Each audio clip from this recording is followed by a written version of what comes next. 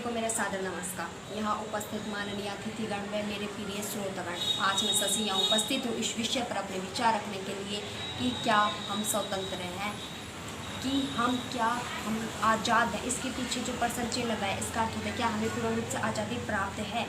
तो महोदय, हमें ये जानने की आवश्यकता है कि आज़ादी का अर्थ यह हमारी एक सभ्यता का प्रश्न, राज्य के हर व्यक्ति के व्यक्तित्व का प्रश्न है।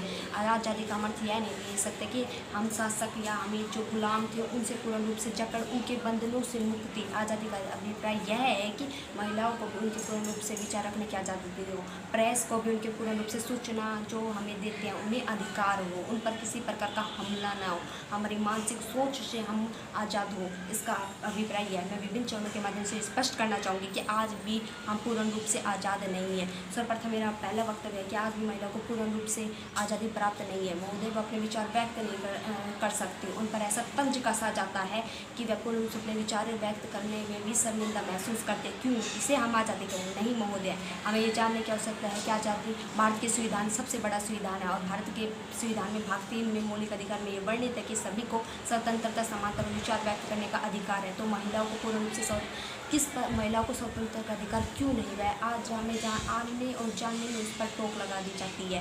तो शाम 6 बजे एक दरवाजा सा बंद कर दिया जाता है, उस पर कुंजी सी कस दी जाती है कि अब आप इस समय के बाद पूर्ण रूप से घर से बाहर कदम नहीं रखेंगे। क्यों? इसे हम आज़ादी का, इससे तो स्पष्ट होता है महोदय कि हमें पूर्ण रूप से आज़ादी प्राप्त है ही नहीं।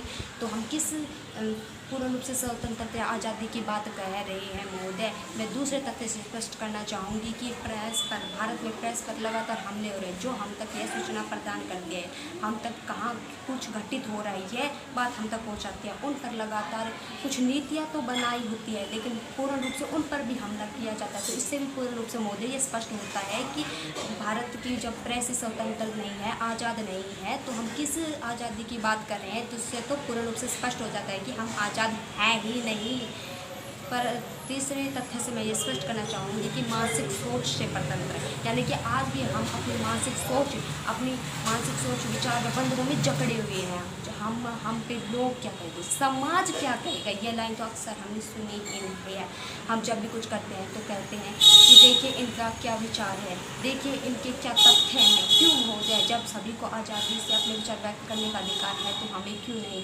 यही नहीं, हम जब कहीं जाते हैं तो हम विदेशी भाषा का प्रयोग करते हैं, हम अपनी भाषा का प्रयोग क्यों नहीं? भले ही हम देशी हो, भले ही हमें अपनी भाषा का संपूर्ण ज्ञान, हम उसे प्रयोग करें, हम अपने विचार व मत को पूर्ण रूप से व्यक्त करें, तब कहेंगे कि हम आज़ाद हैं। लेकिन आज भी हम पूर्ण रूप से आज़ाद हैं। समाज क्या कहेगा?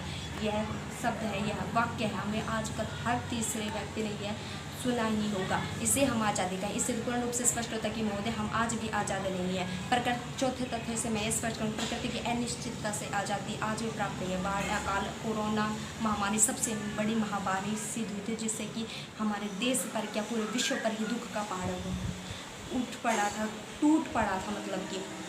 लेकिन महोदय, हमें ये जानने की आवश्यकता है, उस समय भी भ्रष्टाचार, कालाबाजारी चल रही थी ऑक्सीजन की।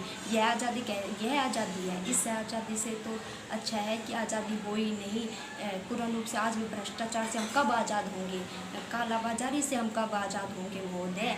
जब यह सब खत्म हो जाएगा तब हम आज़ादी प्राप्त होगी, तब हम कहेंगे कि अब हम आज़ाद हैं।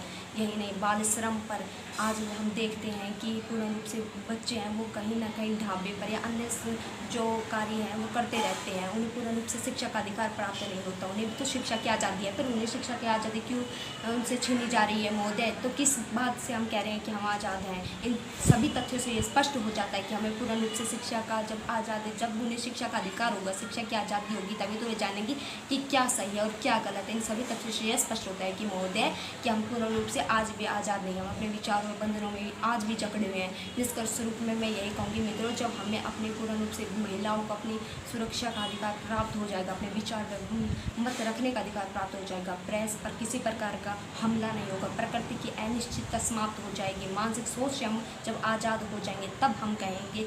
और साथ ही जब बच्चों को पूर्ण रूप से शिक्षा की आज़ादी प्राप्त हो जाएगी, तब महोदय हम कहेंगे कि हाँ अब हम जब जिस स्वर्णिम भारत की कल्पना कर रहे थे, जिस स्वर्णिम आज़ादी की कल्पना कर रहे थे, वह तब पूर्ण रूप से संपूर्ण होगी, तब हम कहेंगे कि हाँ हम आज़ाद हैं। लेकिन इन तथ्यों से जो मैंने पूर्ण रूप से आपके सामने रखे, उससे यही सिद्ध होता है कि आज भी हम आज़ाद पूर्ण रूप से नहीं है। जिस दिन ये समाप्त हो जाएंगे उस दिन कहेंगे कि हाँ हम आज़ाद हैं, हाँ हम स्वतंत्र हैं, हाँ हमें आज़ादी प्राप्त हुई है सही मायने में।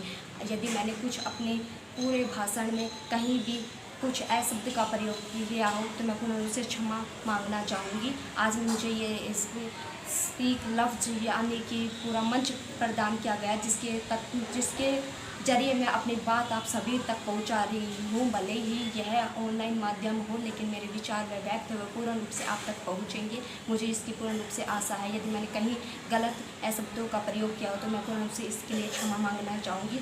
मैं यही कहूँगी अपनी वाणी को विराम देते हुए कि जब हमें पूर्ण रूप से इन सभी चीज़ों से, तथ्यों से, विचारों से, इन सभी बंधनों से मुक्ति मिलेगी, महिला को पूर्ण रूप से अधिकार मिलेगा, तब हम कहेंगे कि हाँ हम आज़ाद हैं, हाँ हम स्वतंत्र हैं सही मायने में। मैं अपने वाणी को यही विराम देते हुए कहती हूँ कि बहुत बहुत धन्यवाद।